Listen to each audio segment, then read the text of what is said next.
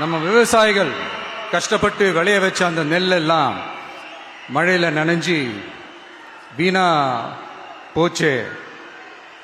டெல்டாக்காரன்னு சொல்லிக்கிற நீங்க அதை ஏதாவது கவனிச்சிங்களா?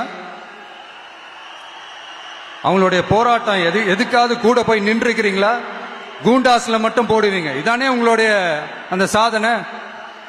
பரந்தூர் பிரச்சனை உங்களுடைய உண்மையான நிலைப்பாடு என்ன? மேல்மா விஷயத்துல உங்களோட உண்மையான நிலைப்பாடு என்ன?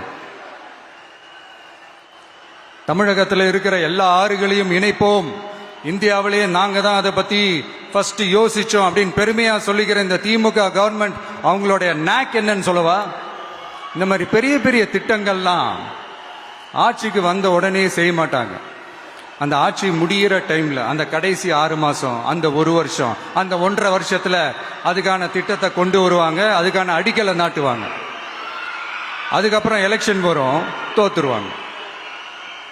கேட்டா எங்க ஆட்சி தான் முடிஞ்சிருச்சே அப்படின்னு நாடகம் ஆடுவாங்க. இல்ல நான் தெரியாம தான் கேட்கிறேன். மக்கள் மேல உங்களுக்கு உண்மையிலே அந்த அக்கறை இருந்துச்சுன்னா ஆட்சிக்கு வந்த உடனே இந்த மாதிரி பெரிய பெரிய திட்டங்கள்லாம் ஸ்டார்ட் பண்ண வேண்டியது தானே. அதனால ஆட்சி முடியும் போது அடிக்கல் நாட்டுறது,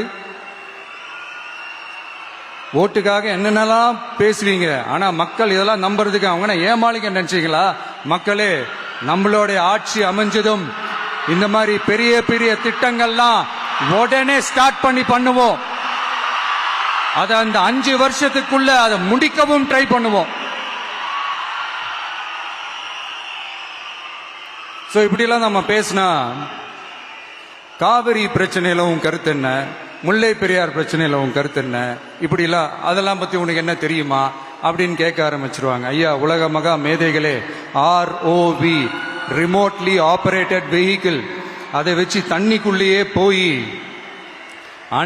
அணைகளோட உறுதித்தன்மையை ஆராய்ச்சி பார்க்கிற வரைக்கும் நான் எல்லாம் தெரிஞ்சுதான் வச்சிருக்கிறேன். ஒருத்தன் சைலண்டா இருக்கான், அமைதியா இருக்கான்னா உடனே அவனுக்கு எதுவுமே தெரியாதுன்னு நினைச்சிடாதீங்க. சும்மா கருத்து சொல்லிக்கிட்டு கம்பு சுத்திக்கிட்டு இருந்தா எல்லாமே நடந்துருமா? நசன் பேசி அதை கேட்டு மக்கள் வெறுத்து போயிட்டாங்க. உருப்படியா ஏதாவது யோசிங்கயான்னு மக்கள் நினைக்கிறத யாருக்கு தெரியுதோ தெரியலையோ, எனக்கு அது நல்லாவே தெரியுது. உரிய இடத்துக்கு போய் சம்பந்தப்பட்டவங்களோட பேசி அதுக்கான சொல்யூஷன் என்னன்னு தெரிஞ்சுக்கிட்டு அதை ப்ராப்பரா எக்ஸிக்யூட் பண்ணணும்.